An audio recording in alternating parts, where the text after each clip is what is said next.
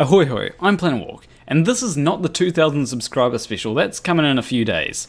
And I also got monetization now, so that's a good thing. But anyway, my last video got some interesting attention, so I'm going to respond to a bit of that today. Because honestly, some of it annoyed me. And it's not anything to do with insults that annoyed me. I can take insults. In fact, I like people insulting me. Insult me all you want. But it was the fact that some of them just didn't even bother addressing the claims in my video. Case in point is Tricky Dicky, who said, "Model! Ocean's on the bottom of a ball, you fucking losers. Model! How it's possible to maintain gas pressure without a solid barrier. You fucking dorks. Mathematical concepts! And invoking the atheist god gravity is not acceptable. Fucking comic book nerds." So first off, that was not the point of the video. The point of the video was to show something completely different, which the flat earth has no model for. Second off, gravity has been proven to exist. Flat earthers just don't want to admit this, because if they admit that gravity exists, then they can't strawman the globe anymore. And before you ask people to model the globe, how about providing your own fucking model, alright? Because currently, the flat earth has no model that conforms with reality. So the next one is by Mycake Sargent. And you might want to change your name there, buddy. People might get the wrong idea and add an extra K on by accident. Anyway, he copy-pastes, "Thank you for introducing your subscribers to the flat earth concept. For those of you new to this, your world is about to change. Everyone laughs at first, but when you're done, ask yourself this. Can you prove the earth is a globe without NASA?" I didn't even mention NASA in that video. I was providing my own evidence. For God's sakes, next. So Flat Earth Jekyll says, "If the moon is a solid object, you should be able to see the whole thing. Face meet palm." But we can see the whole thing. Especially if you go out in the evening when it's just a small crescent moon. And you have a look up and you'll be able to see the whole thing. Like, the dark part won't be as bright as the rest of it, obviously, but you'll still be able to make it out. This is due to something called earthshine, and it's very hard to see during the day because of Rayleigh scattering. This is just more evidence that the moon is a solid object. So Paul Robinson says, "How about you model momentum? 2014, 0 flat earthers. 2015, about 500,000 flat earthers. 2016, 2 million flat earthers roughly. 2017, 5 million flat earthers roughly. 2018, about 8 million flat earthers. I put 2018 in there twice. 2018, 12 to 15 million flat earthers. 2019 to be announced. So the question is, how long before every person is? Because as well as you know, looking up at your ceiling does not prove what you're standing on. Also, during the stated time period, how? Oh my god, you've done it. You've convinced me. You've convinced me that stupidity is contagious. I mean, if that's not clear evidence that stupidity is contagious, I don't know what is.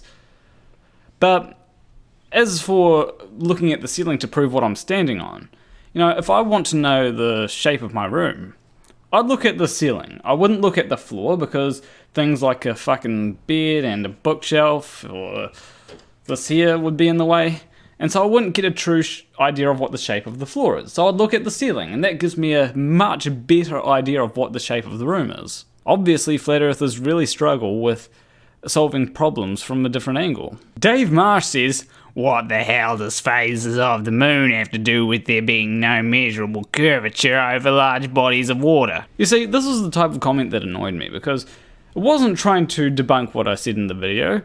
It was just saying, oh, you got to address this.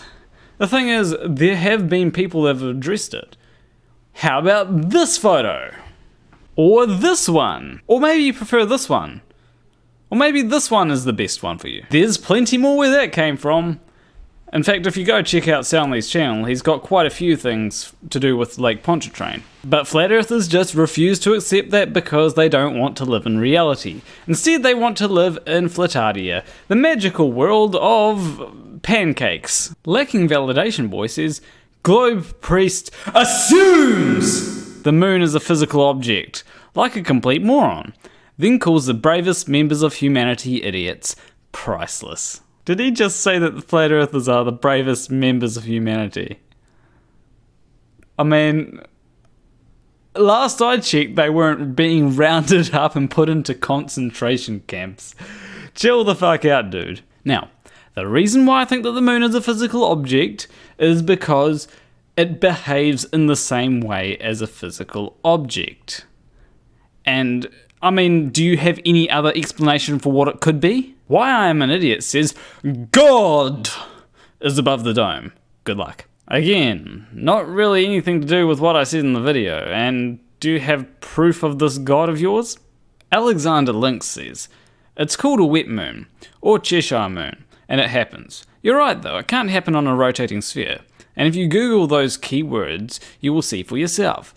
It is rare and only happens certain places at certain parts of the year. In this animation you can see how it really happens. When it's crescent, it passes over spots that would see the crescent pointing up every now and then. And then he links to a video by Rob Skidbrains. So this is something that flat earthers misunderstood about my video. And that was when I said that a crescent moon is always going to be pointing down after the sun has gone down.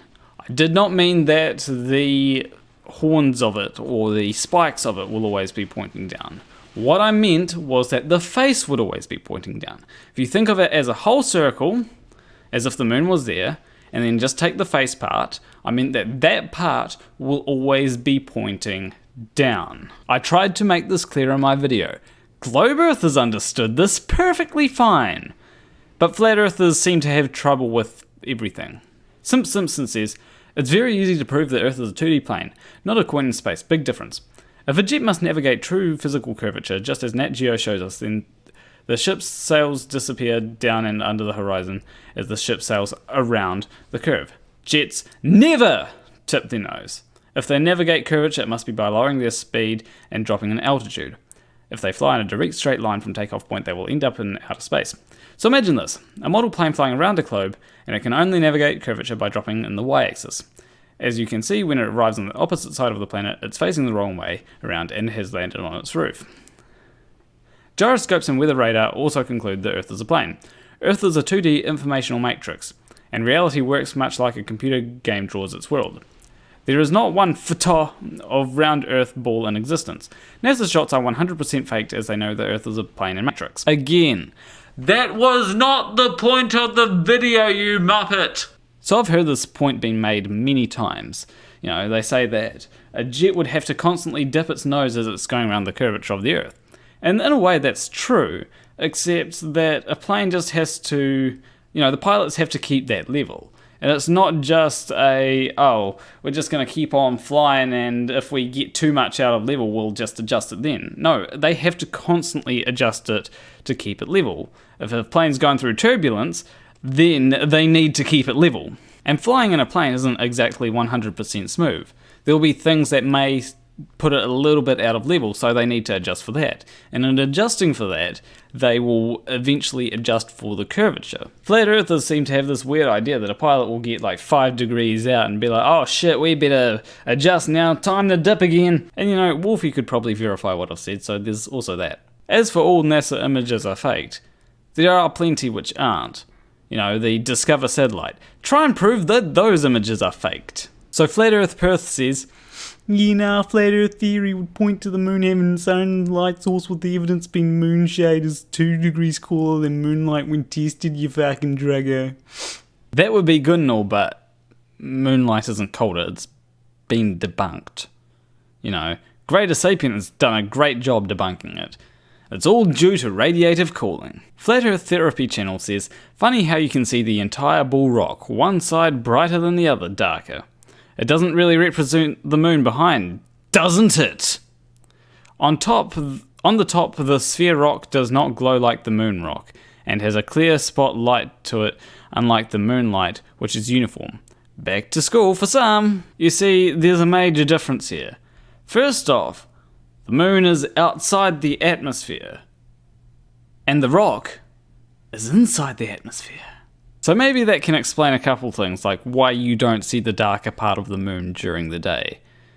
And second off, during the day the moon doesn't really have a glow to it. I didn't really see a glow to it, so don't know where you got that idea. Now the next comment isn't from a flat earther, it's just some helpful criticism about my video. And that is by Snoo B66, which says, for consistency's sake, don't tell people they're wrong if they said a different angle and then say the correct answer is almost the same angle. Almost the same means different. And you know, he's right. I should have said an obviously different angle instead of saying just a different angle. Oh, this guy's been in a comment video by Simon Dan. Tamatakiwi says, it saddens me that at the best New Zealand is full of NASA's fanboys. See if this one changes after his first wet dream. Once again, I did not mention NASA in the entire video. But you should know, New Zealanders are mostly Rocket Lab fanboys. Get it right. So, is that fuck it word? Fuck it, I'm just gonna not even try. So he says, 1. You can't see the Earth from the same point of view that you can see the moon, so you can't claim to know that the Earth is a ball, can you?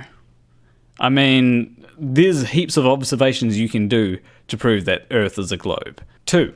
Try the up-down thing on the equator. You can see a smiley face, upward facing crescent on the equator. Again, that's not what I meant. I didn't mean the points of it, I meant the face of it. 3. Try experimenting with a concave moon that is lower than light source, have personally modelled. Well, you show me how that's supposed to work, okay? 4. We all see the same features on the moon no matter where we are. If it was a sphere, different people would see different parts. Do you know what shape seems to magically follow you wherever you look from? Concave. I like his use of the word magically in there. It's like he's admitting that yes, flat Earth is just fucking magic. But the thing that he's missing here is that we don't see different parts of the moon because the moon is so far away. You know, it doesn't matter if I move 500 kilometers north. The moon's so far away that it doesn't really make a difference. Justin says, stars shine through the moon, oops. Forgot to mention that. The moon isn't solid, oops. Better put your diapers on. Okay, first off, provide evidence that this happens. And second off, once you've found evidence, tell us when we can observe this happening. It shouldn't be too hard if it happens all the time. So the last thing I'm going to look at is actually a video that McFlatty made in response to me. This is McFlatty here. And, you know, I watched this video by, I don't know, Planarwalk. Anyway. I do have a pronunciation video if you're having trouble. Australian kid, probably Wolfie 6020's son is my guess. Fucking hell, mate, this cunt's got me figured out. But he's talking about the moon, and this, I don't understand it. If you don't understand it, then maybe you should try and understand it before debunking it. It was the angle of the moon, and the angle of this big concrete ball, and, you know, it doesn't matter. It doesn't prove anything. And I'm looking at it now. Here I am. See there? It's right there. It's the whole thing. It's just a big circle. There's no, you know, and if I had a ball out here right now, the ball would have no sun shining on it. So, duh. Yes. Duh. Another way to think of night is the part of Earth that is in its own shadow. Because the moon is actually pretty far away from Earth, there is a small period at which it can actually fall in Earth's shadow. And that's when we have a lunar eclipse. If there isn't a lunar eclipse, then yes, the moon will be shining at night. Anyway, that's the moon here, and you know, something's weird about it. It's in a different place. It's a different color since the Chinese landed on it, like they said. I don't, of course, believe any of that. They landed on it. They took it away. It was gone for a couple days. And then it's back and it's different. Is this guy for real? It sounded like this guy watched Despicable Me and thought that it was a documentary. I find it really difficult to take this guy seriously, much like I find it difficult to take Flat Earth Jesus seriously. Anyway, that's enough crazy for the day. McFlatty just went off my crazy meter. Anyway, leave a like and subscribe if you like that video. Leave a comment telling me what you think of all this crazy, all this sort of arguments. These are the type of arguments that flat earthers present. You present them with a logical argument and they come back either, saying, oh, but what about this? Or they will try and make up some bullshit to prove you wrong. But it's important to remember that no matter how many negative comments I get from flat earthers, the majority of comments that I receive are positive and supportive. So, a big shout out to my $20 patron, What Jesus? If you want to support me, you can do so on Patreon, link will be in the description. But anyway, I will see you in the next video. Between you and me, thank you for watching. So don't forget to watch the 2,000 subscriber special stream. A few days later, I'll probably also do a monetization celebration stream where it will be, me doing a live debunk, and I'll probably review a few Flat Earth memes.